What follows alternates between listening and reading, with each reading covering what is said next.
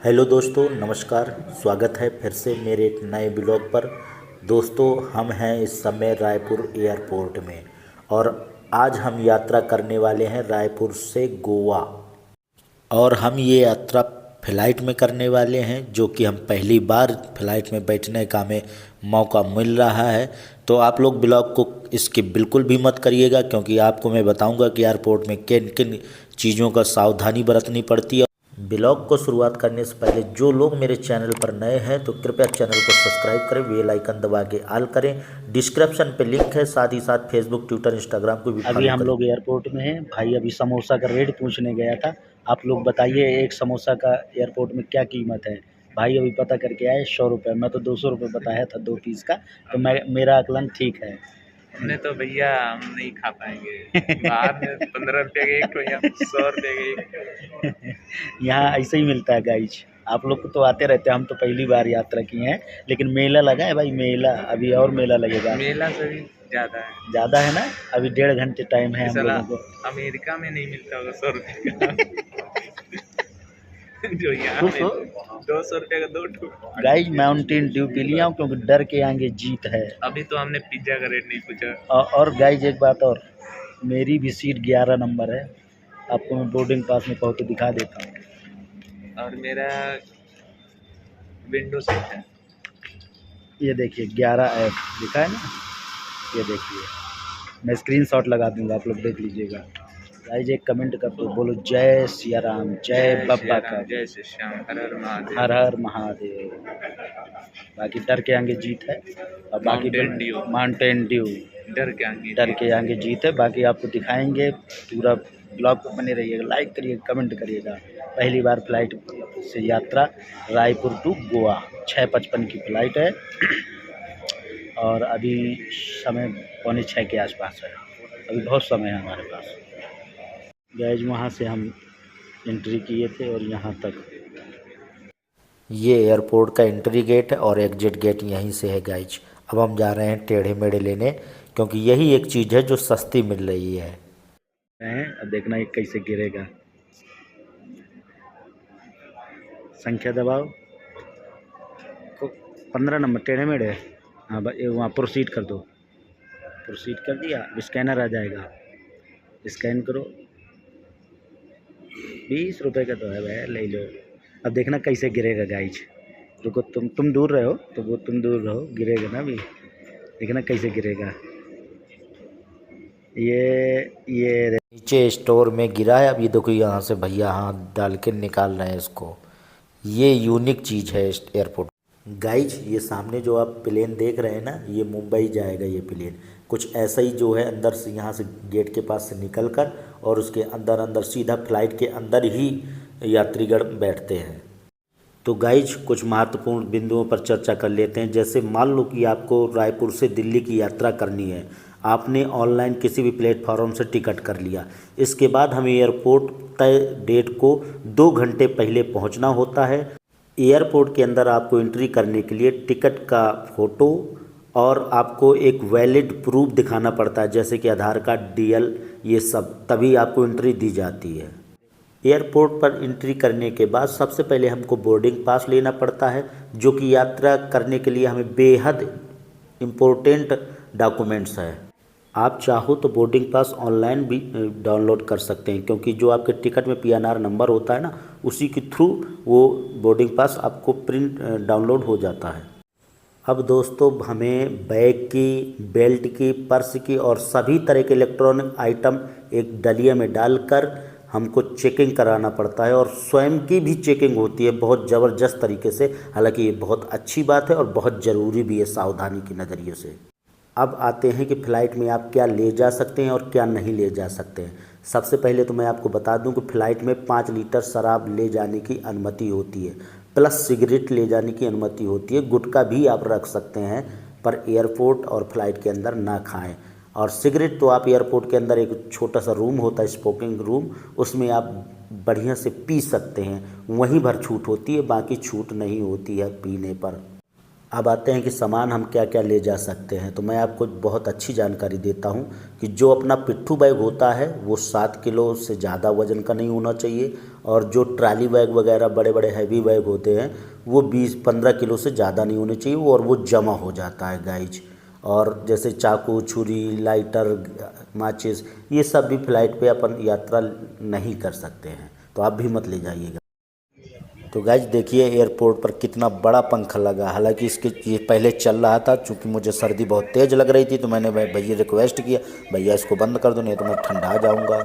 Guys plane में पूरी जितनी सवारियां रायपुर से चढ़ने वाली थी वो सभी चढ़ चुकी हैं, इसलिए देखिए ये बैग पीछे आ रहा है, ये मशीन आप देख रहे होंगे धीरे धीरे पीछे आ रहा है, और ये फ़्लाइट अब सीधा यहाँ से धीरे धीरे रनवे तक जाएगा, इसके बाद फ़्लाइट उड़ेगा।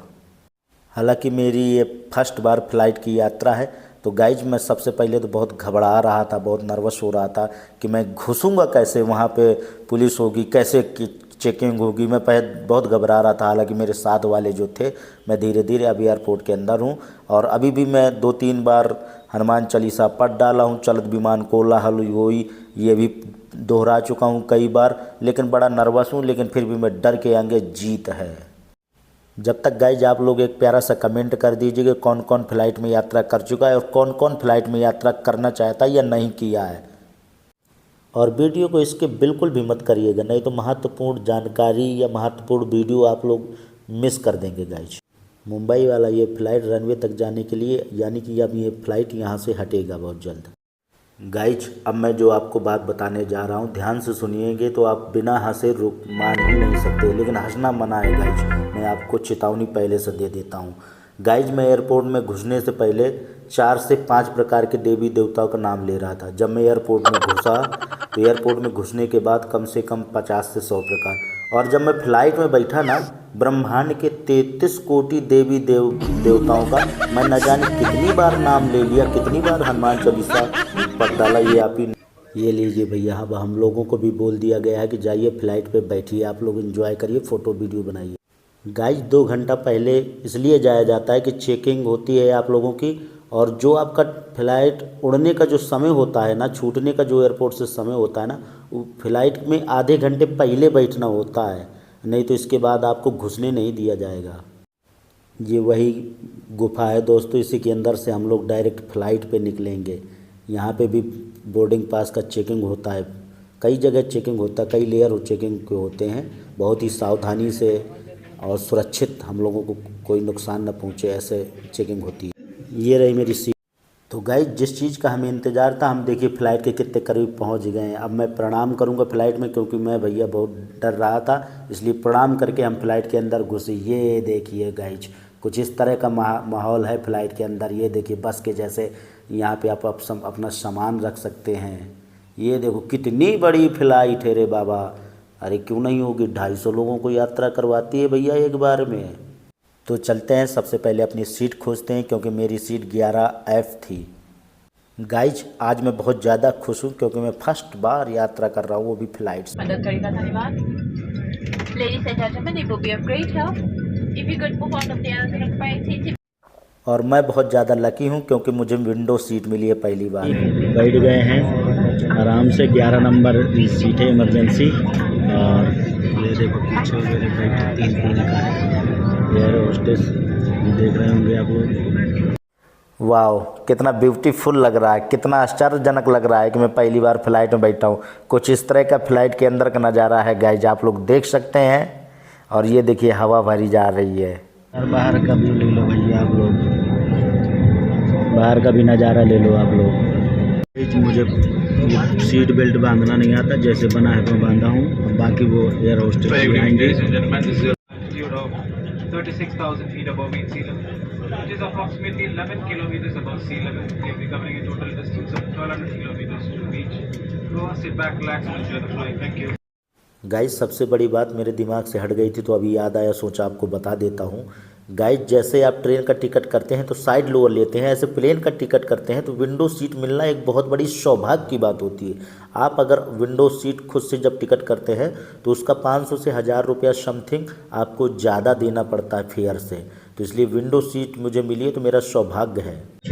ज़्यादातर लोग सिंगल बैठे हैं, बहुत कम डबल बैठे हैं। जैसे किसी की फैमिली सहित है तो डबल हैं या अगल बगल तीनों सीटें बुक हैं, अन्यथा ज़्यादातर सीटें खाली ही हैं, मतलब एक एक दो दो लोग बैठे हुए हैं। चले आगे पीछे हुई रही है, आप लोग देख भी रहे होंगे।